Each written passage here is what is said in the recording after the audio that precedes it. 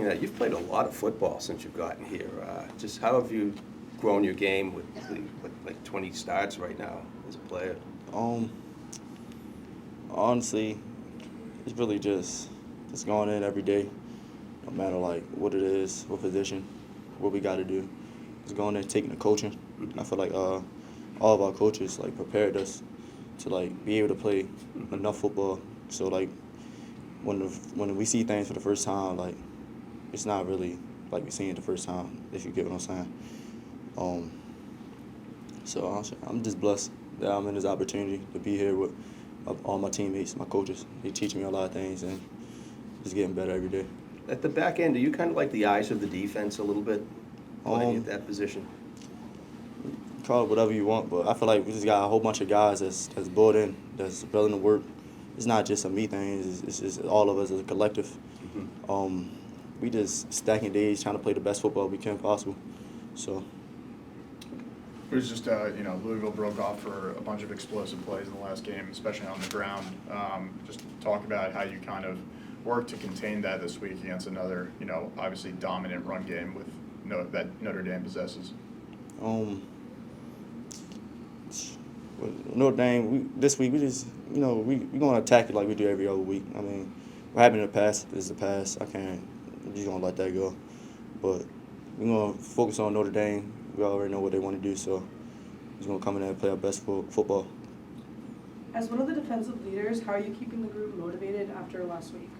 It's a lot of football left, and it's a lot of great teams we got left on the schedule that's coming to play. So like that's the motivation right there. It doesn't matter what our record is.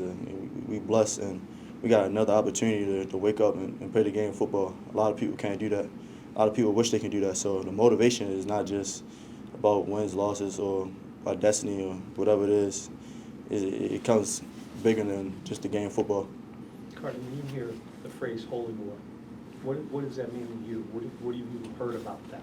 I heard a little bit about it, a lot, especially because NCAA the football game. So I got a little bit of, I see how it is, the trophy and stuff like that. It's gonna be a great experience. It's gonna be a war between us two, and we're gonna let the best man win Saturday. Gotta ask you more about that. Have you played BC Notre Dame in NCAA? No, this is gonna be my first. Oh, if NCAA, yes, yeah. I played it before, but this is gonna be my first time playing them in my time here at college. So. With so many injuries in the secondary to key guys, how important is it for the younger guys, even yourself too, to get this experience this year? It's great for them because obviously they learning the game of football. They're seeing things a lot faster than they used to. They understand how to deal with adversity. Because when that time comes and when they get the opportunities where some of them might be the guy here and their roles start to pick up as they get older, it's going to be great for BC and our defense that we're going to have a lot of guys that played at a young age. They know how I feel to play against in big games like Louisville, like a Clemson, Notre Dame, and a lot of these games coming up closer. It's great for them. On that same token, how hard is it knowing that, some of your probably closest teammates, it sounds like Sayer's going to be out for the season and, Amari might be out a couple more games, or we're not totally positive on that, but just how hard is it seeing those guys go down? It's tough. It's tough, but it's not really. I say this, like, throughout the whole entire year, from spring ball to now, like, we already knew what type of group of guys that we had. Like, it's tough. Like, they are brothers, and we want them out there, but it's next man up.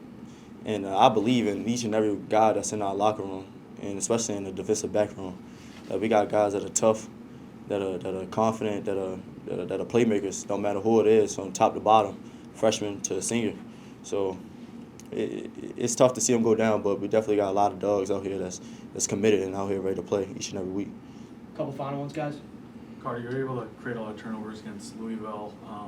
Big momentum changes in the game. Obviously, the offense wasn't able to take advantage of those all the time, but for this game coming up, how big of a deal will be creating turnovers again, getting that momentum and the fans into the game and for your team? It's big. It's big just to play complementary football, to get an offense the extra possessions. It's getting turnovers. Turnovers win a lot of games, especially when the turnover margin. It's a focus, but as long as we handle what we're supposed to do on the field, the turnovers will come naturally. As long as we get stops, it's all about just getting better. try to compete as the best we can. Just speaking Go of last one here. speaking of tough guys, Omar Thornton, looks like especially at the line of scrimmage, he's just making big plays with his shoulders. A lot of big hits. You guys have any like nicknames for him or any funny stories about him that just kind of shows his personality in terms of that toughness? No, we call him his stick. That's what he do. He his stick. Yeah. Any funny stories? No, he just Omar. It's hard to really explain Omar, but he just a guy. A little bit of a screw loose, maybe. Nah, he really as chill as possible if you really get to know him. Like he Yeah. really don't say too much. Chillest guy on the team probably. So we call him his stick though.